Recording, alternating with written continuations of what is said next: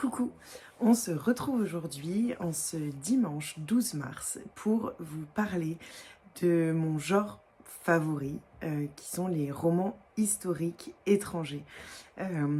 C'est vraiment un genre que j'ai découvert il y a 2 ou 3 ans et c'est un genre qui me bouleverse toujours, qui me fait voyager, qui m'apprend beaucoup de choses, qui me fait rencontrer des personnages incroyables.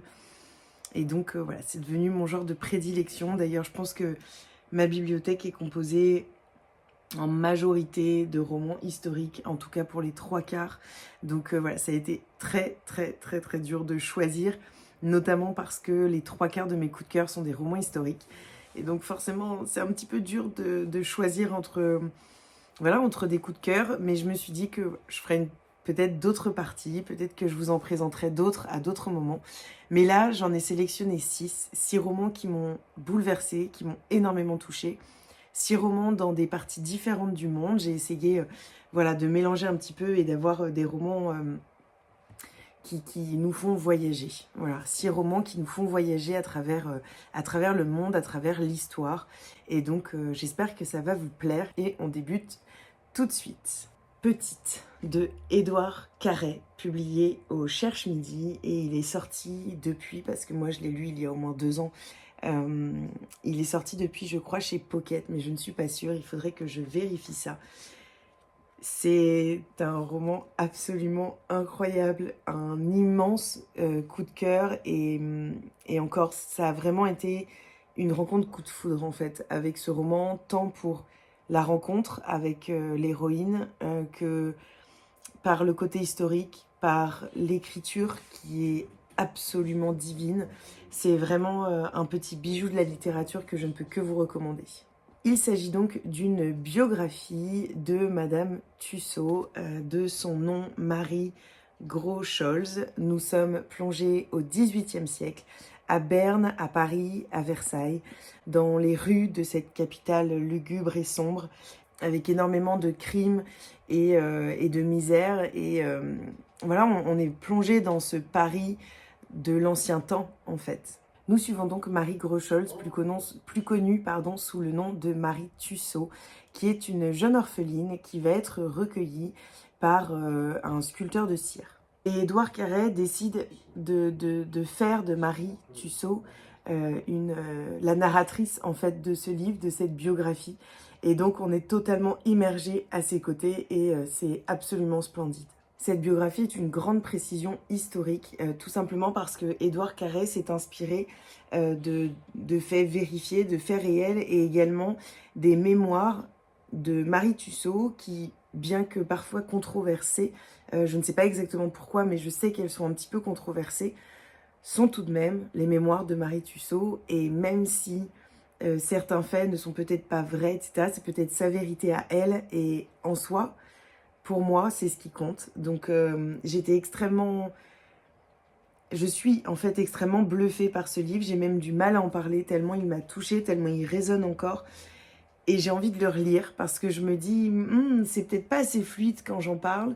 Et donc c'est peut-être que ce roman commence à... Voilà, forcément, hein, je lis d'autres livres, je lis beaucoup d'autres livres. Et donc parfois les souvenirs s'effacent un petit peu et j'ai pas envie que ça s'efface. Donc je pense que je vais le relire dans pas très longtemps. Et ce que j'adore dans ce livre, c'est qu'on a beaucoup de petits dessins, notamment des dessins de sculptures de cire, de visages. J'essaye de trouver, en fait il y a des planches, voilà, comme celle-ci, complètes, qui sont magnifiques. C'est très beau et ça donne un côté vraiment Tim Burton à ce roman. Donc n'hésitez pas s'il vous fait envie. Ça a été un énorme coup de cœur et c'est vraiment un bijou littéraire. Donc n'hésitez pas à vous le procurer. C'était certain, c'était certain que j'allais dans cette sélection vous parler de 1000 soleils splendides de Khaled Hosseini.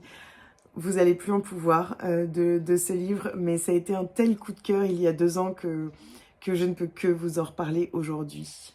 Nous sommes donc plongés à Kaboul, auprès de Mariam, qui est mariée, voilà, un mariage arrangé avec un homme beaucoup plus âgé qu'elle, un homme violent qui va l'enfermer en quelque sorte. Et elle va voir arriver quelques années plus tard Layla sous son toit, une jeune fille de 14 ans qui va devenir la deuxième femme de son mari.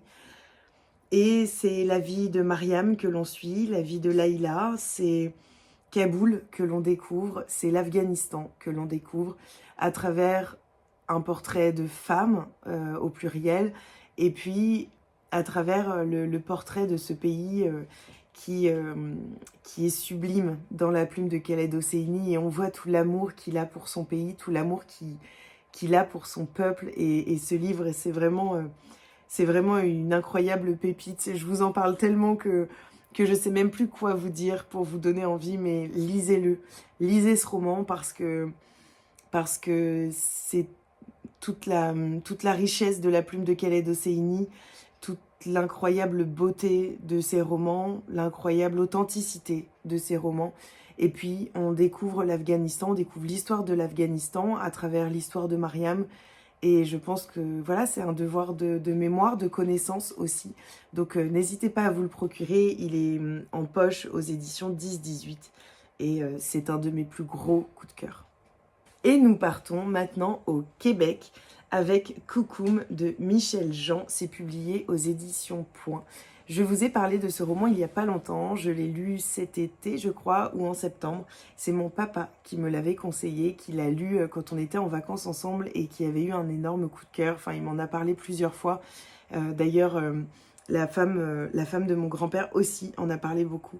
Et c'est un livre que j'avais très envie de lire et que j'ai dévoré. Nous sommes donc plongés au Québec auprès de Almanda qui a 15 ans et qui va faire la rencontre de Thomas, qui est un jeune Innu, voilà, de la communauté Innu. Et on va suivre Almanda, qui est la grand-mère ou l'arrière-grand-mère, qui est la grand-mère de Michel Jean. Donc c'est une biographie, c'est un roman historique, bien sûr, parce qu'on suit Almanda de ses 15 ans à la fin de sa vie.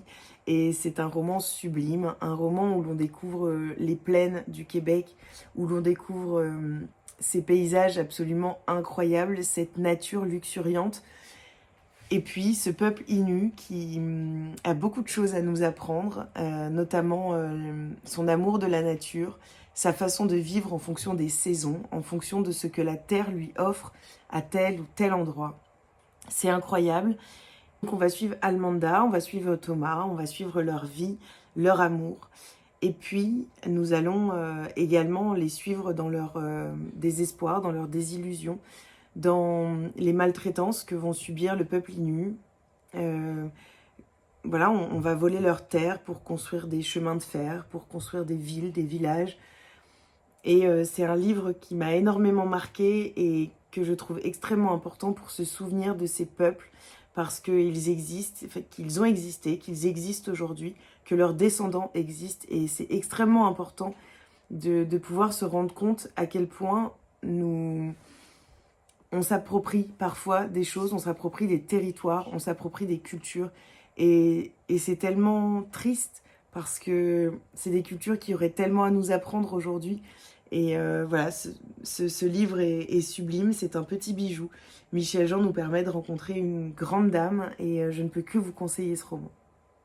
Et je voudrais maintenant vous parler du problème Spinoza, écrit par Irving Yalom, qui est un de mes auteurs favoris, un grand auteur qui est un psychiatre américain et qui a écrit ce roman qui m'a bouleversée, qui m'a appris énormément de choses et que je trouve incroyable et à lire. C'est un livre qui nous plonge dans deux périodes distinctes et auprès de deux personnages complètement opposés. D'un côté, nous sommes dans les années 40-45 et nous suivons Rosenberg, qui est un Allemand nazi, qui est chargé de la confiscation de biens de juifs, je crois, ou en tout cas de répertorier peut-être les biens des juifs. En tout cas, il a cette fonction-là et il va notamment travailler sur les œuvres de Spinoza. Nous suivons également la vie de Spinoza, qui est un juif excommunié, et nous le suivons au XVIIe siècle. C'est un roman entre fiction et réalité qui permet de faire se rencontrer deux vies opposées, deux points de vue opposés, et de nous faire réfléchir, de nous faire grandir. Il nous permet un peu une vulgarisation des pensées de Spinoza. C'est un roman historique, un roman qui s'inspire énormément de faits réels, notamment sur la vie de Spinoza, à travers ses pensées, ses écrits, sa vie, l'histoire de son excommunication en tant que juif, l'histoire également en fait du peuple d'Amsterdam, du peuple juif d'Amsterdam. On découvre cette ville au XVIIe siècle, on découvre les mœurs. J'ai adoré cette plongée et ça a été une rencontre bouleversante et j'ai très envie de découvrir Spinoza depuis que j'ai lu ce roman. Mais c'est vrai que certaines parties étaient assez difficiles à lire, notamment parce que les pensées de Spinoza sont assez compliquées. Et même si Irving Yalom s'est extrêmement bien vulgarisé, entre guillemets, dans ses livres, il vulgarise beaucoup les théories des grands auteurs dont il parle, notamment par exemple avec Énie Chapleray, c'est celui auquel je pense là. Mais voilà, il aborde des choses extrêmement intéressantes, extrêmement compliquées, et en même temps, il arrive à faire ressortir de façon assez simple les concepts, mais ça reste très compliqué, notamment sur Spinoza, et donc je suis assez réticente à lire un livre de Spinoza, mais ça me fait très envie. Et en tout cas, ça a été une incroyable rencontre, et je ne peux que vous recommander ce livre, parce que c'est pas un exposé de théorie, hein. On rencontre vraiment le personnage de Spinoza, on suit sa vie, et on suit Rosenberg dans les années 40, donc c'est vraiment un roman à double temporalité qui se répond extrêmement bien, et j'ai trouvé ça incroyable. C'est un récit passionnant, qui nous élève, qui nous passionne, qui nous questionne, et pour ça, c'est un bijou de la littérature, et Irving Yalom écrit vraiment des romans incroyables. N'hésitez pas, si vous voulez d'autres titres de cet auteur, je peux vous conseiller des livres, parce que j'ai presque lu toute sa biographie, donc voilà, en tout cas, je ne peux que vous conseiller ce roman historique. Et je voudrais maintenant vous parler d'un roman que je n'ai pas non plus, Le livre des reines de Rumana Haddad. Je vais vous mettre la petite photo ici, je l'ai prêté à ma meilleure amie Chloé, qui ne me l'a pas encore rendu, la coquine. Si elle passe par là, je lui fais des bisous.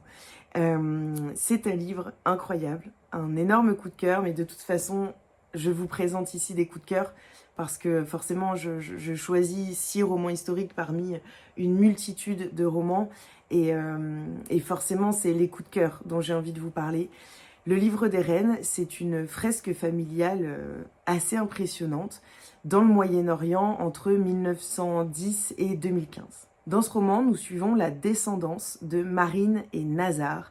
Nous suivons sa descendance à travers 5 générations. Il y a Kaya, sa fille, qui est née en 1912. Kana, sa petite-fille, qui est née en 1946. Kadar, son arrière-petite-fille, qui est née en 1970, je crois. Et Kamar, son arrière-arrière-petite-fille, qui est née en 1997. Ce roman, il est incroyable. Il est extrêmement bouleversant, et il y a beaucoup de trigger warning, il faut le savoir, c'est un livre très très dur. Nous suivons le destin de 4 femmes, 4 femmes. On suit leur destin à travers le temps et l'espace, parce qu'on ne voyage pas que de 1912 à 2015, on voyage à travers tout le Moyen-Orient. Du génocide arménien à la guerre de Syrie, de la Turquie à la Palestine, en passant par le Liban. C'est vraiment un roman qui nous amène à voyager, qui nous amène à rencontrer des peuples, à rencontrer des cultures, à rencontrer des femmes. Et c'est vraiment davantage qu'une fresque familiale, c'est une fresque historique de cette partie du monde qui a été ravagée par des guerres politiques, territoriales, religieuses. Et c'est extrêmement intéressant, extrêmement enrichissant. Sur, bien sûr, le vécu à ce moment-là, ce qui se passe, mais également sur ce qui est transmis aux générations suivantes. Et puis, c'est un roman qui nous permet de rencontrer des femmes dans une partie du monde où il est difficile d'être femme. Parce que naître femme, c'est subir de la violence, subir de la discrimination et vivre parfois, souvent, dans la perte et la douleur. Et on va suivre ici des femmes fortes, des femmes résilientes qui vont se battre pour elles, pour leurs filles, pour leurs petites filles, pour leurs arrière-petites filles, pour que leur vie soit meilleure, qui vont se battre parfois, qui vont être résignées, mais qui vont toujours être d'une extrême résilience. Et je vous avoue que la fin m'a couper le souffle, absolument couper le souffle. Je me souviens extrêmement bien de la fin de ce livre, alors que ça fait quand même quelques mois que je l'ai lu, voire au moins un an et demi. Et je me souviens parfaitement de la fin, je me souviens parfaitement de ce roman qui m'a, qui s'est ancré complètement et qui m'a permis d'en apprendre davantage sur cette partie du monde, notamment à travers le destin de femmes et voilà, de découvrir également ces différents pays et comment est-ce que l'autrice réussit à faire des liens entre les pays, entre l'histoire de ces pays. Et ce qui est important à savoir et que j'ai su après avoir lu le roman, après avoir eu cet énorme coup de cœur, c'est que cette fresque familiale historique est inspirée de la vie de la famille de l'autrice et donc voilà, c'est une fiction réalité mais fortement inspirée de la vie de ses ancêtres et donc c'est extrêmement enrichissant, extrêmement intéressant à lire et à découvrir parce qu'on sait aussi qu'il y a un fond de vérité et donc cette rencontre est d'autant plus belle. Voilà, en gros un énorme coup de cœur que je ne peux que vous recommander. Et pour terminer, je voudrais vous parler de Pour que chantent les montagnes de Nguyen Phan Ke May. C'est publié aux éditions Charleston. Et c'est un livre que j'ai adoré, qui est vraiment un coup de cœur pour moi. J'adore cette couverture déjà. Je la regarde et je me dis vraiment, j'adore cette couverture. C'est un livre qui nous amène au Vietnam dans les années 1972, donc en plein pendant la guerre du colonialisme. Et c'est un livre bouleversant, une histoire familiale qui m'a transpercée, notamment aussi parce que l'autrice a une écriture extrêmement immersive, extrêmement belle, extrêmement douce, ce qui dénote avec la dureté de ce qui est abordé, la violence parfois de ce qui est écrit, mais toujours avec une plume extrêmement douce, extrêmement bienveillante, qui n'est pas là pour dénoncer, mais qui est là pour raconter, parce qu'il y a un devoir de mémoire aussi sur ce qui s'est passé à cette époque-là au Vietnam, et c'est extrêmement important, et c'est un livre extrêmement enrichissant. Comme je vous le disais, c'est un roman qui est sombre et puissant en même temps, et la précision historique que nous permet l'autrice m'a vraiment scotché, m'a bluffé, parce que j'ai trouvé ça... En fait, au-delà d'un incroyable roman, c'est vraiment un roman historique comme je les aime. Et d'ailleurs, ceux que je vous ai présentés avant, c'est pareil. Du fait que on est vraiment immergé dans un livre, on aime suivre l'histoire, on aime découvrir les personnages. Et on est aussi extrêmement intéressé, on apprend beaucoup, on s'élève, on se questionne et ça ouvre aussi la voie à vouloir en savoir plus, à vouloir en discuter, vouloir apprendre des choses aussi à d'autres personnes, vouloir partager ces lectures pour que, voilà, pour que cette histoire se sache, pour qu'on puisse en parler, pour que aussi je puisse aujourd'hui vous en parler, parce que je pense que c'est voilà, des romans qui nous apportent des choses fondamentalement parlant, parce que je pense que l'histoire est extrêmement importante, et pas seulement l'histoire du pays où on vit, l'histoire du pays dont on est originaire, presque au contraire. Pour moi, ce qui est important, c'est au-delà de ce qu'on apprend dans les manuels qui souvent concernent l'histoire de notre pays ou l'histoire plus globalement de notre continent, c'est d'apprendre l'histoire du monde parce qu'on fait partie du monde et je trouve que c'est extrêmement important. Donc voilà, je ne peux que vous conseiller ce livre. C'est le dernier qui était dans ma petite liste à vous présenter aujourd'hui. Je vous avoue qu'il y en a tellement d'autres qui me sont venus en tête. Et encore là, en vous parlant de certains livres, j'ai envie de vous parler de Pachinko, j'ai envie de vous parler des Hirondelles de Kaboul, de La Perle et la Coquille, de Nadia Hachimi. J'ai envie de vous parler de plein de livres, mais je vous en parlerai peut-être plus tard. J'espère que cette vidéo vous aura plu, que vous aurez passé un joli moment, que certains livres vous auront appelé et que voilà, que vous pourrez venir en discuter avec moi. N'hésitez pas à me faire des recommandations aussi parce que voilà, ça reste mon genre de prédilection, donc je suis toujours ouverte à des recommandations pour que ma wishlist s'agrandisse et puis peut-être craquer en librairie. Je vous fais des bisous et puis je vous retrouve très vite dans une nouvelle vidéo.